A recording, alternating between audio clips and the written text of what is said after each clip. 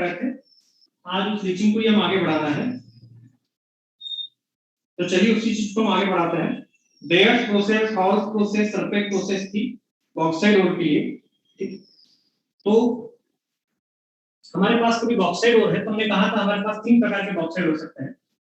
एक तो हो सकता है रेड बॉक्साइड, नॉर्मल बॉक्साइड और व्हाइट बॉक्साइड। 3 प्रकार के बॉक्साइड हो सकते हैं। हम सबसे पहले रेड बॉक्साइड की बात कर रहे थे।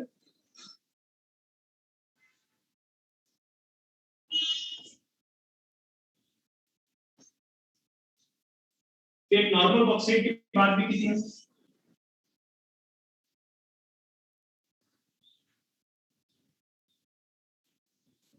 और जो तीसरी हमने बात की थी वो व्हाइट बॉक्साइड की बात की। रेड बॉक्साइड के केस में मैं रिवाइज कर रहा हूं और जरूरी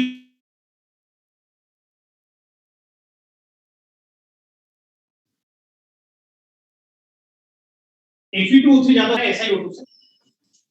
और नॉर्मल बॉक्साइड के केस में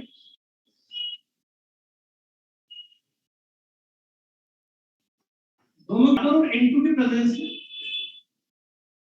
1800 डिग्री सेल्सियस पर हीट की।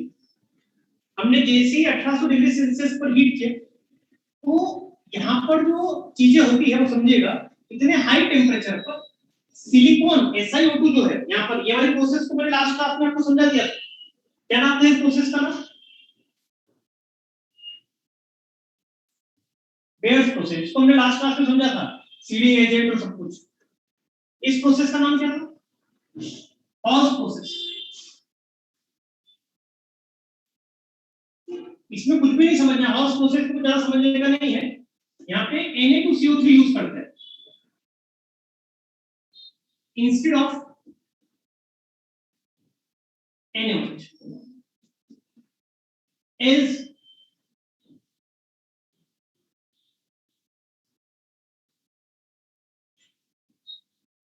Leaching agent.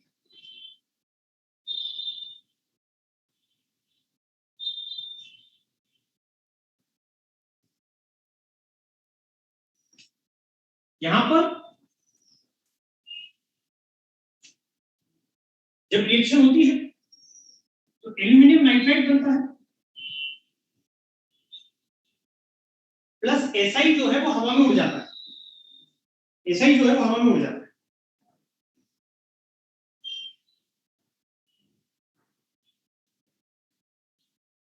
Si कैसे बना? इसका ऑक्सीजन कहां गया तो CO2 बन जाता है। इतना हाई टेम्परेचर पे सिलिकॉन वेपराइज हो जाता है। तो हमें बेसिकली सरफेक्ट प्रोसेस की हम बात कर रहे हैं, ये जो सरफेक्ट प्रोसेस हम पढ़ रहे हैं,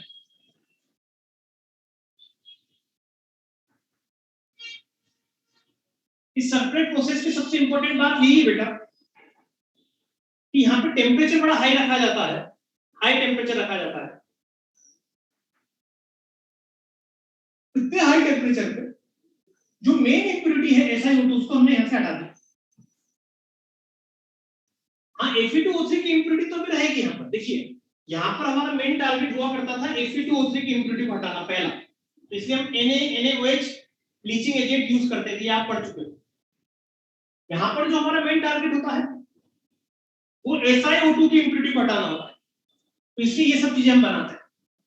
इसके बाद यहाँ पर H2O डाला जाता है और जैसे ही हम H2O को डालते हैं एल्यूमिनियम हाइड्रोक्साइड बन जाता है और साथ में NH से निकल जाता है, एक बाई प्रोडक्ट।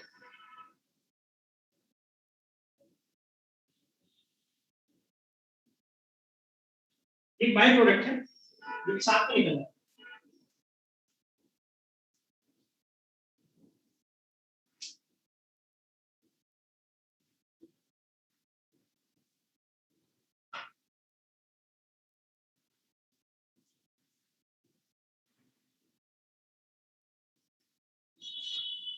अब ये बचा पर साथ में क्या है Fe2O3। अब क्या करोगे, अब NaOH डालोगे, अब एग्जैक्टली वो सब कुछ करोगे जो तुम करते हो, मतलब इसके बाद की स्टेप्स एग्जैक्टली इसमें होती है, शुरुआत से वही होती है। भाई NaOH डालोगे तभी तो ये सॉल्युबल कॉम्प्लेक्स बन रहा है।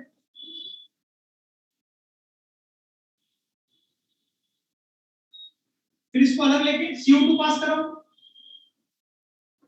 और CO2 पास कराने के लिए एल्युमिनियम हाइड्रोक्साइड का पीपीटी बन जाए, एल्युमिनियम हाइड्रोक्साइड का पीपीटी बन जाए। ये सल्फेट प्रोसेस भी हमने पढ़ ली है। फंडामेंटली आपको जो याद रखना है वो मैं रेड कलर से कर रहा हूं।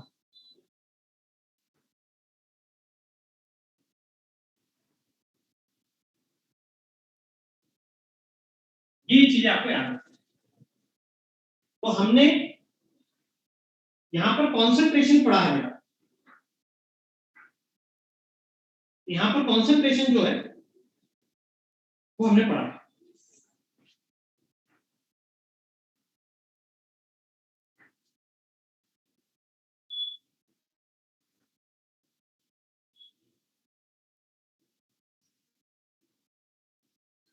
चलिए अब थोड़ा आगे बढ़ते हैं।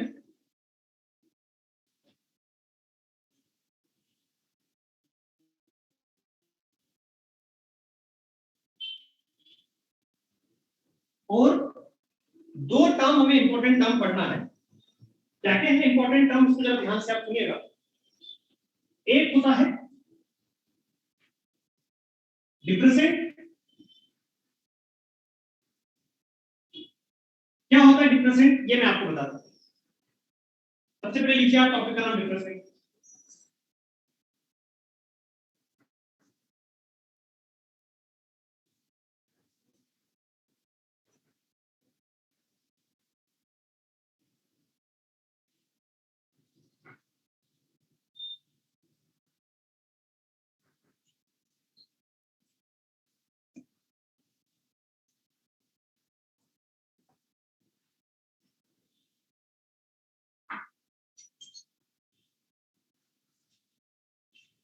एक्चुअली क्या होता है, एक और है हमारे पास, जिस और का नाम है जेडएनएस।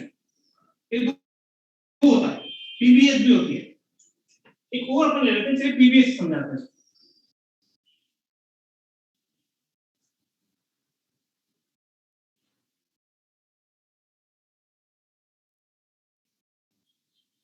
इसे गिलना बोलते हैं। Contains impurity of जेडएनएस। जो हमारी पीपीएस और है उसके अंदर जेडएनएस की impurity होती है।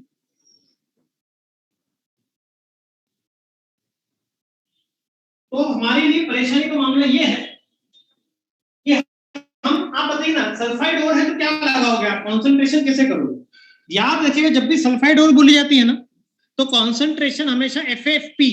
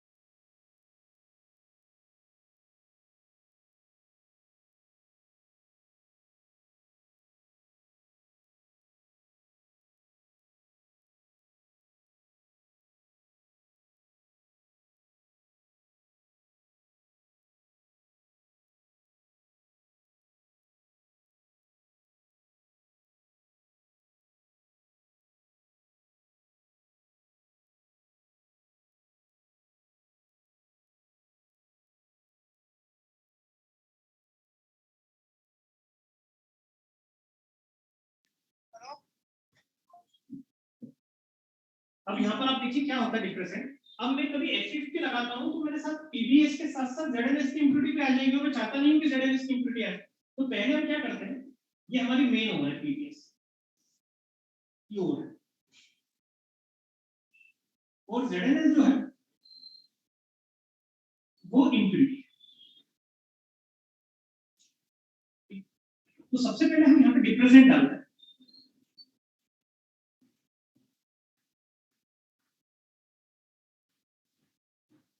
हम सबसे पहले यहाँ पे डिप्रेसेंट डालते हैं।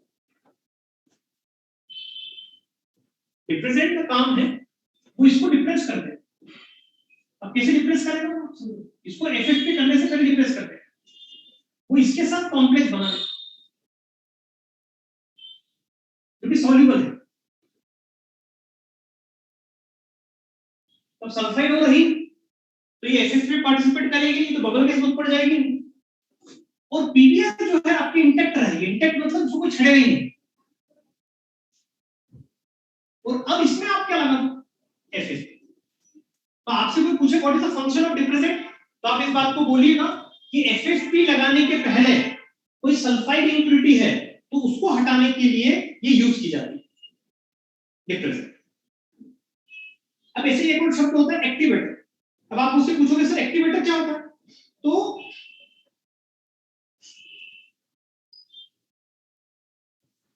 एक्टिवेटर का जो काम है, वो एक्टिवेटर का काम होता है बेटा, जो एक्टिवेटर में जो अपना मेन काम करता है उसका काम होता है वो एक्टिवेट कर देता है। ये भी F50 में लगता है।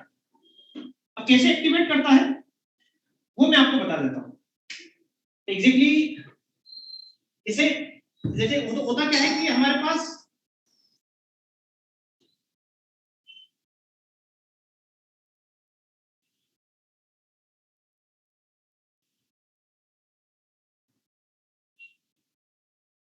होता क्या है, हमारे पास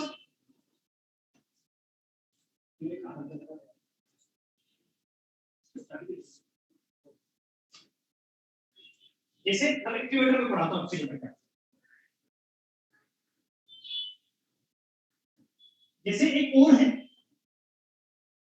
जिंक सल्फाइड, उसका नाम है जिंक ब्रांड, उसको ZNS के नाम से पुकारते हैं। इसका F50 एकदम उतनी जल्दी चिपकता नहीं है, तो हम क्या करते हैं, जैसे हमारी ZNS इसको हम CuSO4 के साथ रिएक्ट करा देते हैं थोड़ा सा। तो CuSO4 के साथ रिएक्ट होने पर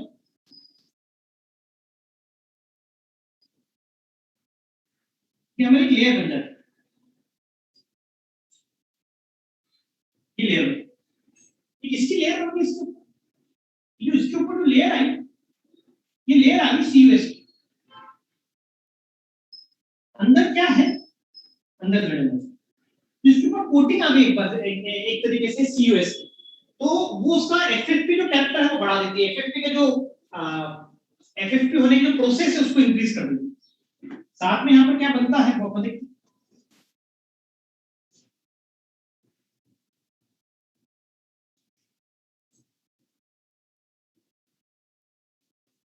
एक्टिवेटर का काम, इसमें लिखिए एक्टिवेटर के केस में ZNS has a poor floating character, then CuS. ZNS has a poor floating character, then CuS. We use CuS to increase its floating character. We use CuS to increase its floating character.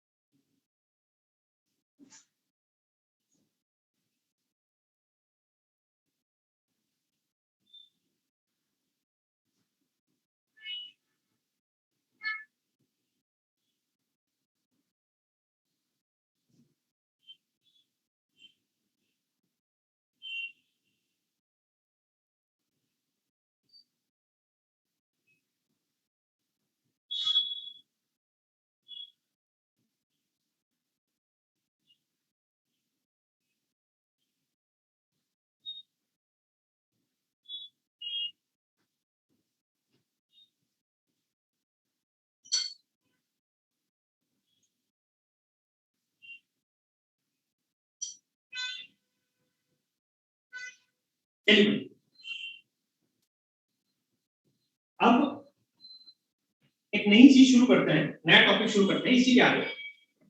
देखिए हमने सबसे पहले पढ़ा concentration of food,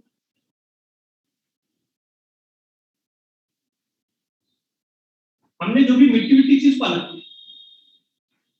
अगली step पढ़ेंगे हम calcination and roasting.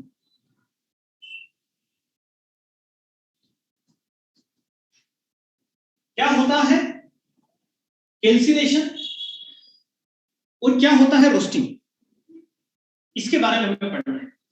तो चलिए अब कैल्सिनेशन और रोस्टिंग को शुरू करते हैं। जो हमें कॉन्सेंट्रेशन करने के बाद और प्राप्त हुई है, कॉन्सेंट्रेशन हमने और को कर लिया। अब मतलब आप ये समझो कि हमारे पास Fe2O3 है, तो अब क्या Fe2O3 मिला, उसके साथ मिट्टी मिट्टी थी वो हट गई। अब उस Fe2O3 को हमको पोरस बनाना पड़ता है जिससे कि वो इजीली रिड्यूस हो पाए। तो बेसिकली हम कैल्सिनेशन की बात करें या रोस्टिंग की बात करें, इसमें हीट करते हैं। तो मैं दोनों लिख देता हूं, एक तरफ कैल्सिनेशन लिख देता हूं, दोनों में ऑलमोस्ट सेम चीजें होती है पर थोड़ा सा अंतर होता है। कैल्सिनेशन, रोस्टिंग शब्द कभी आपने सुना है? आप कभी होटल गए तो वेटर पूछता है ना आपसे कि पापड़ कैसा हो गया, फ्राइड या रोस्टेड? रोस्ट। रोस्टिंग में होता है हीटिंग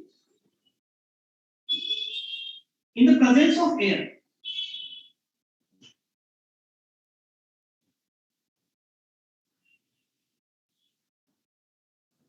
और कैल्सिनेशन होता है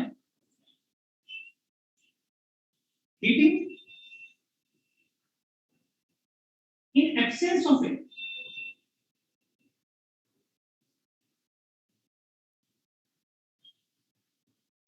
ये एयर की प्रेजेंस में होता है और वो एब्सेंस में होता है।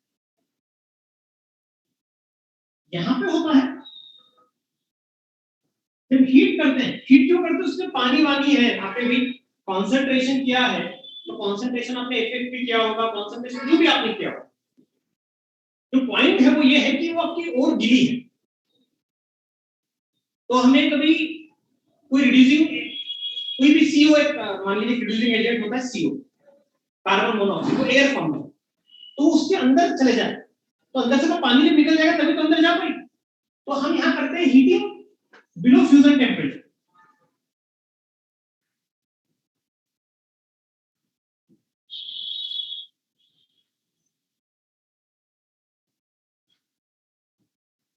अब आप ये समझ पा रहे हैं कि फ्यूजन टेम्परेचर के नीचे क्यों हीट करते हैं? अरे कभी आपने फ्यूजन टेम्परेचर से ज्यादा पर हीट कर दिया तो उस चीज का कोई मतलब ही निकलेगा ना।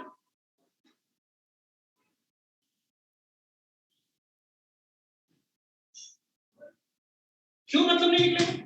इसलिए मतलब नहीं निकलेगा कि कभी आपने फ्यूजन टेम्परेचर मतलब होता है मेल्टिंग टेम्परेचर, आपने मेल्टिंग टेम्परेचर से ज्यादा हीट करा दिया बेटा, तो आप खुद ही सोचो ना क्या मतलब निकलेगा। मेल्टिंग टेम्परेचर से ज्यादा होगा तो मेल्ट ही हो जाएगा। फिर पोरस वाली बात तो बची नहीं है, पोरस आएंगे ना, आपको पोरस करना है उनको, और में छेद बढ़ाना है जिससे कि उसके अंदर सीओ, कार्बन मोनोऑक्साइड अच्छे से घुस जाए, वो अच्छे से रिड्यूस करता है। यहां पर लिखा मैंने हीटिंग, इसे बिलो फ्यूजन टेम्परेचर लिया।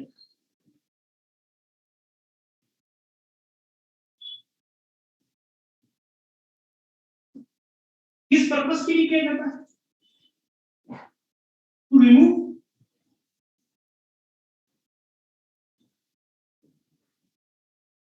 Volatile impurities.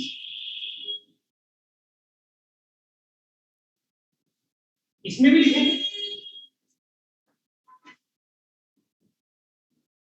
टू रिमूव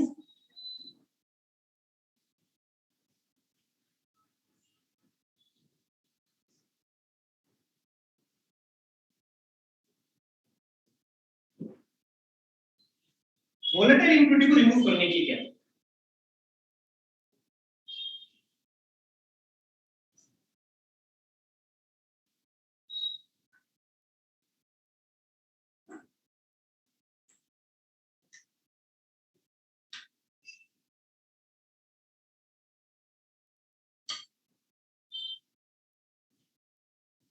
यहाँ पे जो इम्प्योरिटी रिमूव होती है,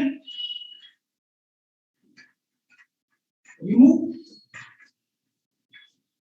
is remove in elemental form होना चाहिए।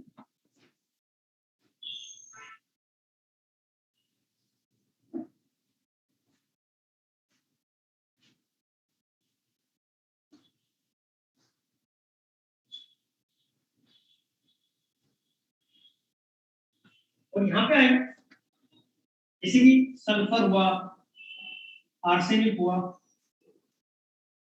यहाँ पे आएगा रिमूव एज ऑक्साइड।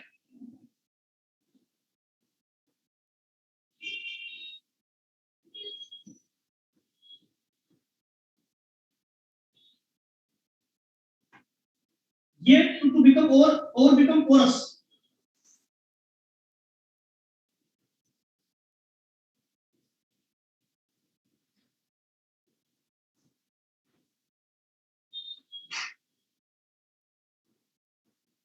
इसमें भी और बिकम पोरस।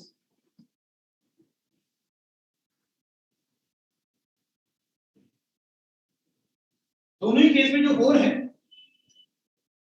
वो पोरस हो जाती है।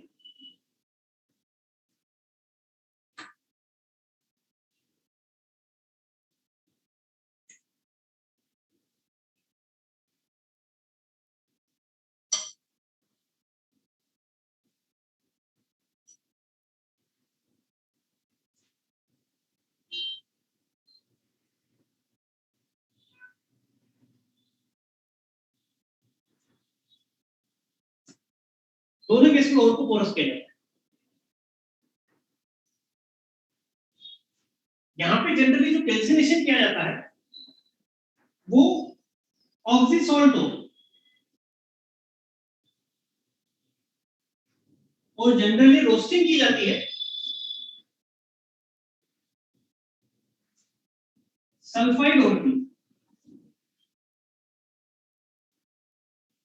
आप बोलोगे तो कैसे सल्फाइड और ऑक्सीसॉल्ट?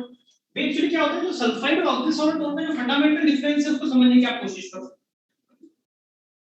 हमको जनरली और को उसके ऑक्साइड फॉर्म में कन्वर्ट करना पड़ता है। मान लीजिए यहाँ पर हमारे पास CuS, तो हम ऑक्सीजन से रिएक्ट करके इसको CuO में कन्वर्ट करें और फिर उसके बाद रिडक्शन में जाएगा। इसे सल्फाइड को ऑक्सीजन में कन्वर्ट करता है तो ऑक्सीजन की जरूरत पड़ती है।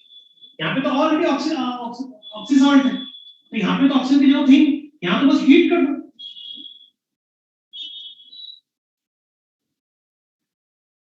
यहाँ पे सिर्फ हीट कर दो, यहाँ कार्बोनेट, फॉस्फेट, सल्फेट और तो यहाँ पे एयर की प्रेजेंस की जरूरत इसलिए पड़ती है कि सल्फाइड को ऑक्साइड में कन्वर्ट करना पड़ता है, और वहां पे तो ऑलरेडी हमारे पास और के अंदर ही ऑक्सीजन अवेलेबल है, तो वहां पे फिर ऑक्सीजन की जरूरत है ही नहीं। वहां पे हीट करके कार्बोनेट को में कन्वर्ट कर दो, कार्बोनेट आयन बड़ा होता है, ऑक्सीजन आयन छोटा होता है, तो जो कार्बोनेट आयन ऑक्साइड में कन्वर्ट होगा CO2 गैस बाहर निकलेगी, तो जो CO2 जिस जगह से बाहर निकलेगी और में से वहां पे छेद छोड़ जाएगी। और हम छेद जो करना चाहते हैं, वी वांट टू और बिकम पोरस, हमें चाहते हैं कि और जो है वो पोरस हो जाए।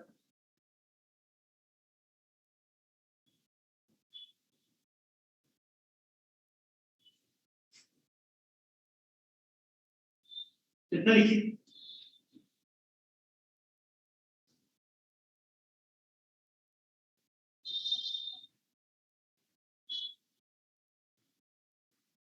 कितना लिखिए।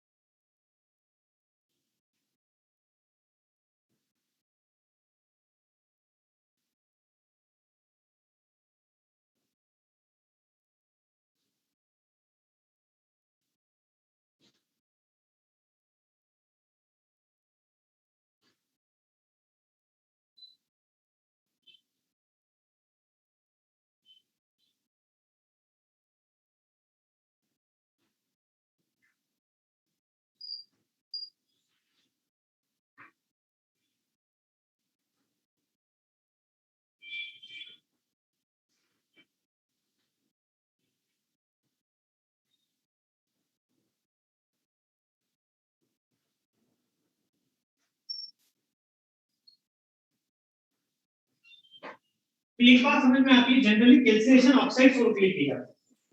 अब इसमें एक एक्सेप्शन है, वो बात करते हैं। एक एक्सेप्शन सुनना, ये बड़ा इंपॉर्टेंट एक्सेप्शन है।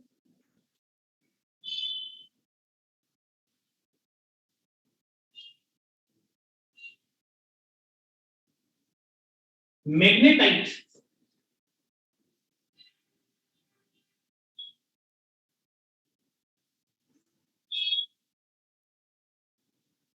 इसका फॉर्मूला होता है Fe3O4.H2।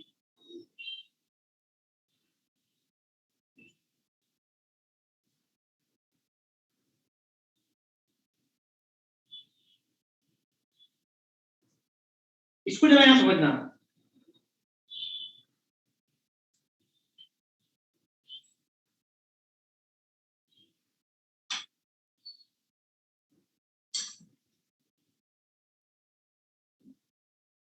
एक्सेप्शन क्या है वो मैं आपको बताता हूं। ये जो है ना,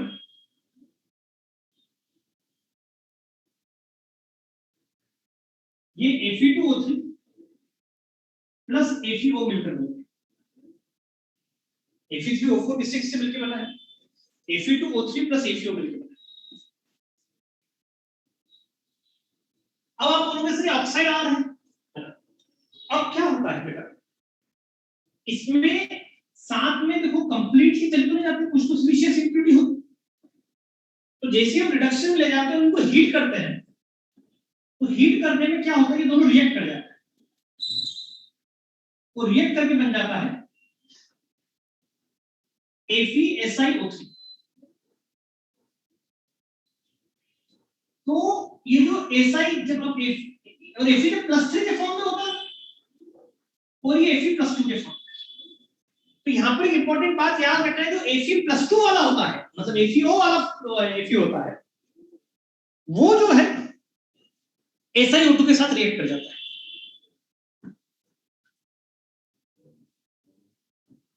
वो SiO2 के साथ रिएक्ट कर जाता है।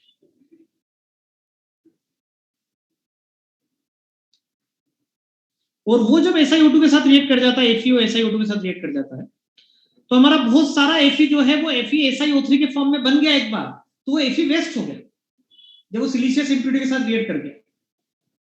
तो हम चाहते हैं कि ऐसा ना हो,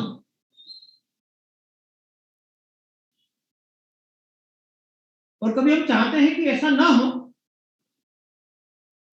तो ये तभी संभव हो पाता है कि हम यहां पर क्या करें, समझो आप बात। हमारे पास Fe3O4 है जिसमें Fe2O3 भी है और FeO भी है, दोनों। तो हम यहां पर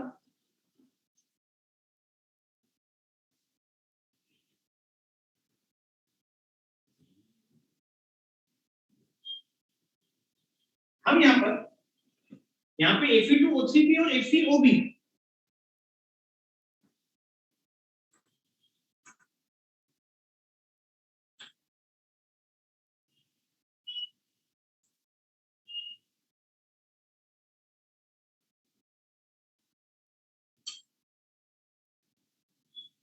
तो हम पहले इसमें कैल्सिनेशन करते हैं, तो रोस्टिंग करते हैं।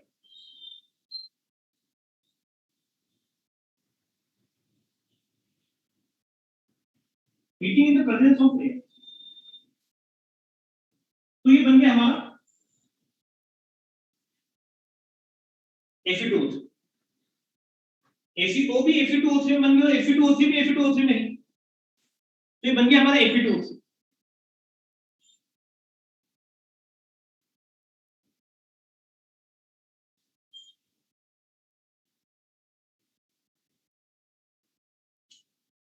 यहां पर अब आपने यहां पर जितना भी FeO है इसको ऑक्सीजन के साथ रिएक्ट करके Fe2O3 में कन्वर्ट कर दिया।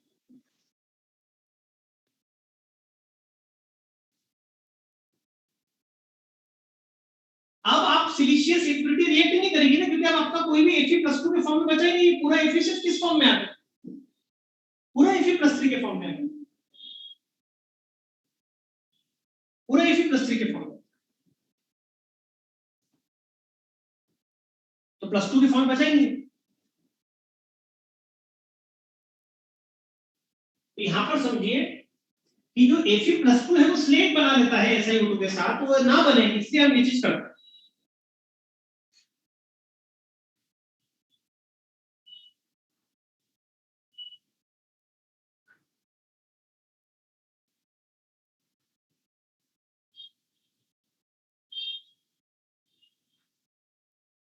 चलिए आगे चलिए। तो आपसे कोई क्वेश्चन पूछा जाता है कि हेमेटाइट और मैग्नेटाइट दोनों में एप्लीकेबल है, कि हेमेटाइट और मैग्नेटाइट जो है वो तो ऑक्साइड और है, तो उनके तो कैल्सिनेशन करना चाहिए, उनकी रोस्टिंग क्यों की जाती है? तो उसमें कुछ FeO होता है जो कि वेस्ट हो जाता है SiO2 के साथ रिएक्ट करके, और हम चाहते हैं कि ऐसा ना हो, इसलिए ये किया जाता है।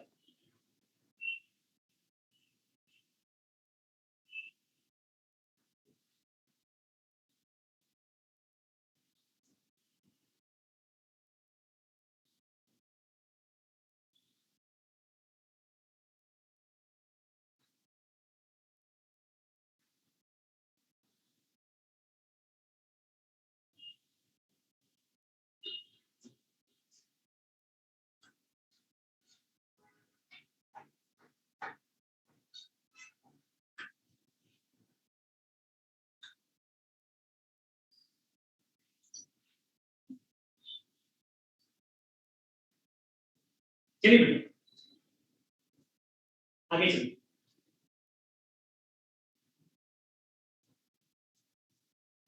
हमने पढ़ा भी concentration of food,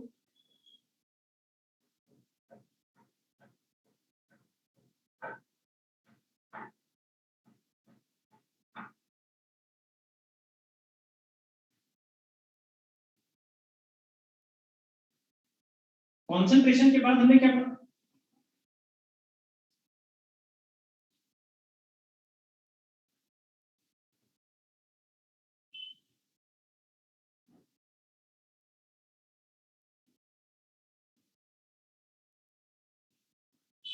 calcination oblique roasting.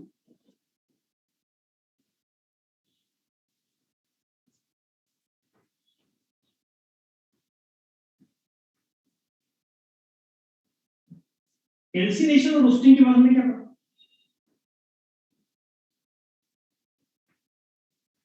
Calcination और रोस्टिंग के बाद हमने पढ़ा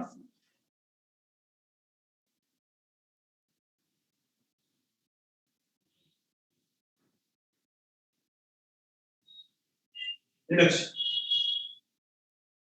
ये हमको पढ़ना है, अब हमको ये शुरू करना है। अब ये इसमें और को रिड्यूस किया जाता है, मतलब उसको एलिमेंटल फॉर्म में लाया जाता है, और सबसे आखिरी स्टेप जो है रिडक्शन के बाद वाली स्टेप, जो सबसे आखिरी स्टेप होती है, वो होती है रिफाइनिंग।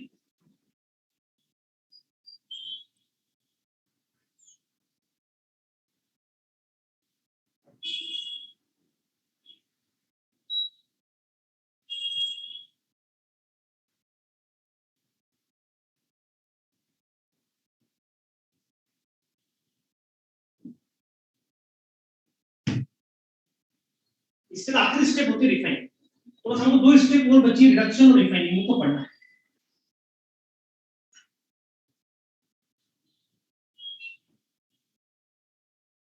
रिडक्शन, बहुत सारे रिडक्शन, कार्बन रिडक्शन, कार्बन को यूज करके रिड्यूस किया जाता है। मेनली इसमें रिड्यूसिंग एजेंट जो होता है वो CO होता है। फिर होता है थर्माइट रिडक्शन।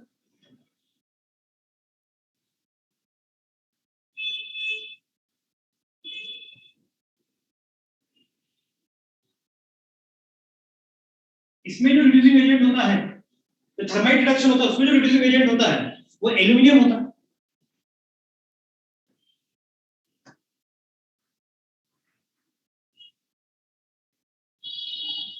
सेल्फ रिडक्शन, खुद ही रिड्यूस होता है।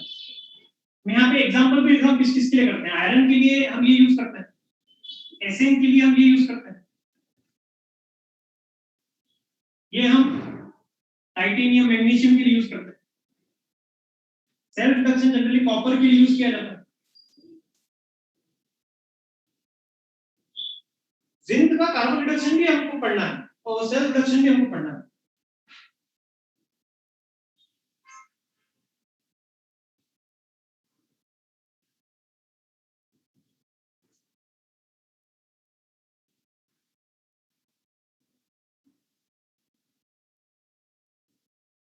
मेटल डिस्प्लेसमेंट रिडक्शन,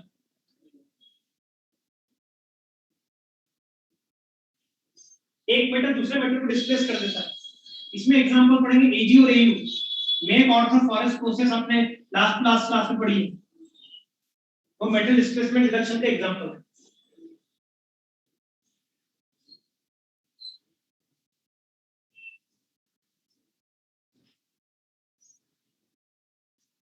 इलेक्ट्रोलाइटिक,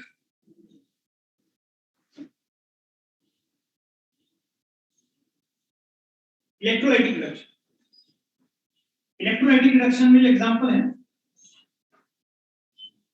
वो एल्यूमिनियम है, सोडियम है। इनका इलेक्ट्रोलाइटिक जो बहुत ज्यादा इलेक्ट्रोपॉजिटिव होते हैं, जिनको कोई दूसरा यूज नहीं कर पाता, उनके लिए हम इलेक्ट्रोलाइटिक रिडक्शन यूज करते हैं।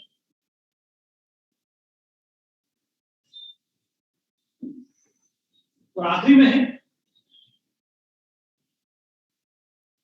जो खुद से गर्म करने पर टूट जाता है, थर्मल डीकंपोजिशन।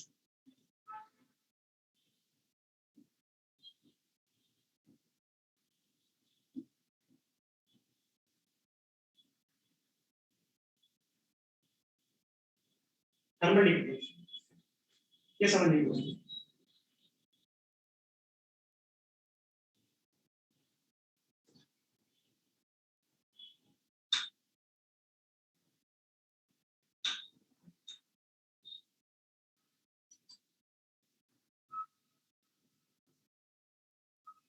ये लीजिए,